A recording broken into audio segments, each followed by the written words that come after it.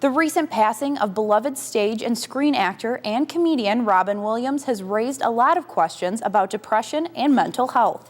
How could someone who seemingly had it all feel so alone? Naperville News 17's Natalie Vitale has more about this isolating illness and how to help those suffering.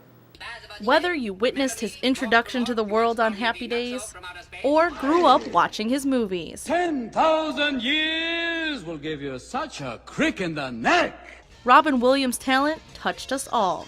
What we didn't see was his behind-the-scenes struggle with substance and alcohol abuse and his mental health. The star's tragic death has shined a light on the traditionally taboo topics of depression and suicide. So instead of making it something scary, we have to look around and realize that this is something that can happen to any single one of us. And when it happens to someone, something like this happens to someone that we care about and respect, even if it's a celebrity, we need to take this opportunity to focus on how can we prevent suicide, how can we treat depression. It is treatable. 1 in 4 people suffer from depression. Symptoms include the inability to experience joy, hopelessness, as well as a constant feeling of isolation. People need to know that people are noticing them and caring about them, because sometimes when you feel really, really bad, you can feel invisible and like no one around you really cares. And so we have to make sure that people know that we care about them and that we notice. When left untreated, cases of depression can lead to thoughts of suicide.